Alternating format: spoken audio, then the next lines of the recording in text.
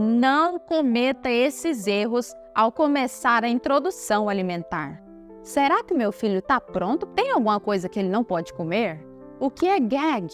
E se ele engasgar e eu estiver sozinha em casa?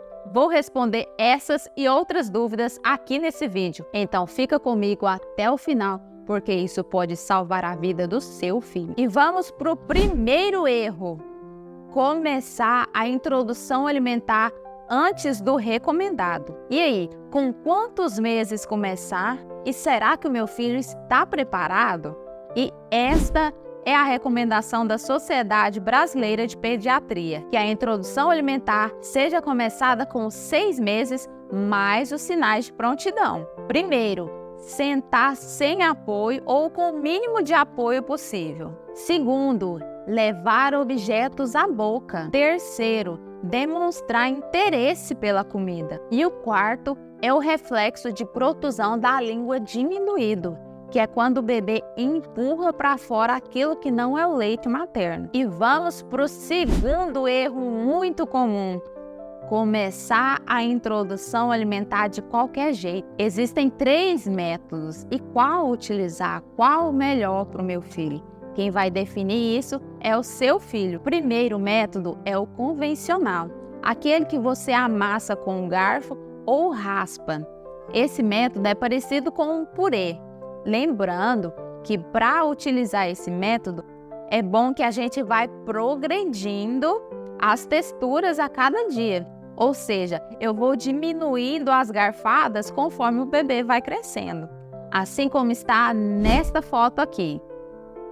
E o outro método é o BLW, Baby Led Weaning, que traduzido do inglês é o desmame guiado pelo bebê. Nesse método, os bebês têm a oportunidade de se alimentar de forma independente desde o início. Mas atenção, os cortes têm que ser seguros para ele, assim como nessa foto aqui. E o terceiro método é o participativo, que é a junção do BLW e do convencional. E foi esse método que eu escolhi para o Cauã. Eu começo dando, por exemplo, uma fruta, dou para ele segurando, provando, sentindo a textura. Eu vou amassando a fruta e dando para ele na colherzinha. Lembrando, se seu filho rejeitou a comida logo de primeira, não desista de dar aquela fruta. Não tire conclusões de que ele não gostou dessa fruta. Ofereça várias vezes e até mesmo de formas diferentes. Se você ofereceu o BLW, tenta oferecer agora o convencional. Se você ofereceu o convencional, tente agora oferecer o BLW.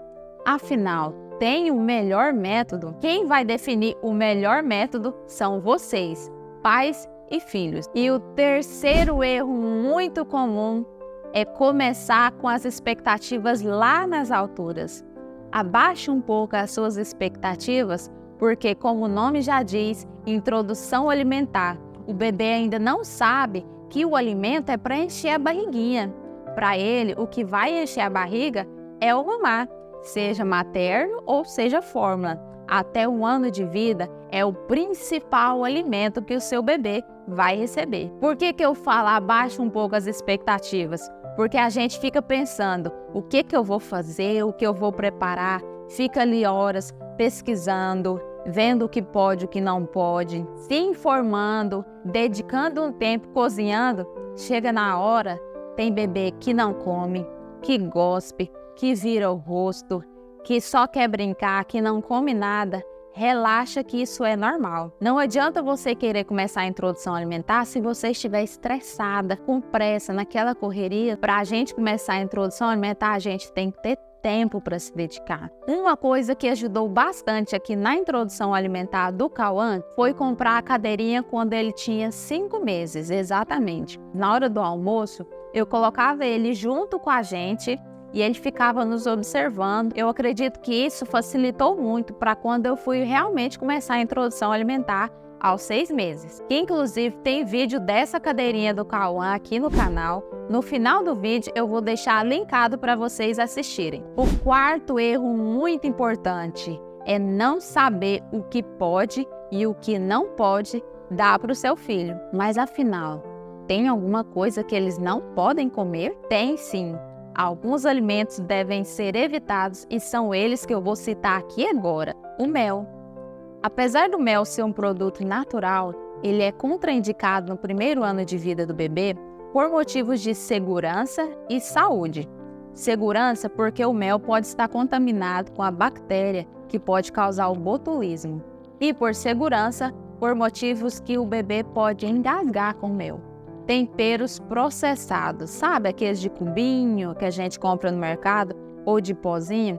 Aqueles os bebês não podem consumir porque podem sobrecarregar os rins e atrapalhar na absorção de nutrientes. E isso também vale para os produtos industrializados, viu? Refrigerante, salgadinho, biscoitinho, nada disso. Porque tá rico de conservante, produto químico e um monte de nomes que a gente nem sabe do que se trata. E agora eu vou citar alguns que são polêmicos. Leite de vaca. O leite só deve ser dado para crianças a partir de 1 ano. Pode causar muitos problemas intestinais porque o intestino do bebê ainda está imaturo. Eu vou deixar aqui a lista de problemas que podem acontecer. Outro polêmico, açúcar. Crianças que comem alimentos saudáveis têm grande chance de se tornar adultos saudáveis. A criança não sente vontade daquilo que ela nunca comeu. E olha só o que o Ministério da Saúde diz. Quem dera se a gente conseguisse viver sem o açúcar, eliminar de vez o açúcar da nossa vida. Agora eu vou falar do mais polêmico de todos, o sal.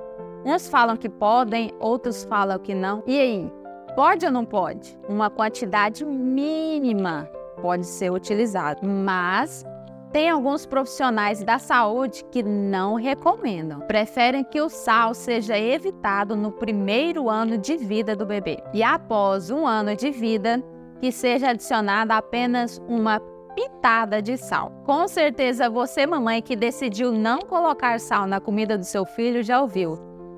Ele não come sal?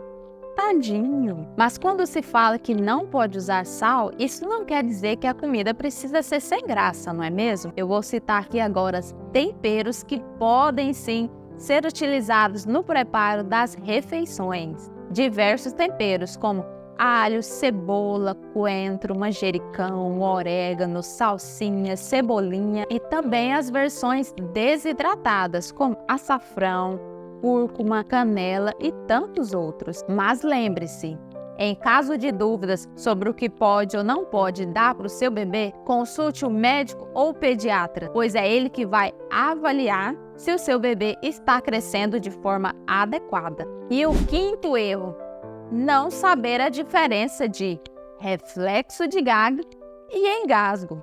O reflexo de gag é um reflexo muito comum quando a gente vai começar a introdução alimentar. É um reflexo positivo de segurança e proteção para o bebê. Quando o bebê estiver com dificuldade para engolir algum pedaço, ele vai expelir.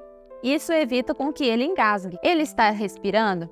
Está conseguindo expelir o pedaço de comida? Se não, aí vamos partir para o nosso 6º erro, não conhecer a manobra de desengasgue. Se você estiver sozinho em casa, o que você vai fazer? Vai tentar sair correndo, chamar alguém?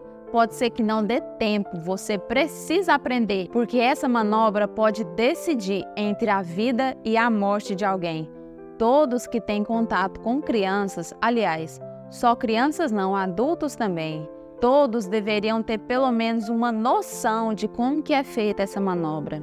Eu mesmo já precisei desengasgar 2 adultos e o meu bebê. Eu estava sozinha em casa e ele engasgou com água. Graças a Deus eu consegui desengasgar porque eu já tinha estudado um pouco sobre isso. Em 2023, pelo menos 2.000 pessoas morreram engasgadas, sendo a maior parte delas idosos e crianças menores de 4 anos. A gente precisa ter uma noção mínima que seja, porque a gente nunca acha que vai acontecer com a gente, não é mesmo? E para falar sobre essa manobra, eu vou fazer um vídeo exclusivo para ela. Eu vou deixar linkado aqui na descrição e nos cards para vocês não podem perder. E esse foi o vídeo de hoje. Eu espero muito que tenha solucionado algumas dúvidas de vocês. Então já curte e se inscreve no canal, porque eu vou estar trazendo muitas novidades para vocês. Fiquem com Deus e tchau, tchau!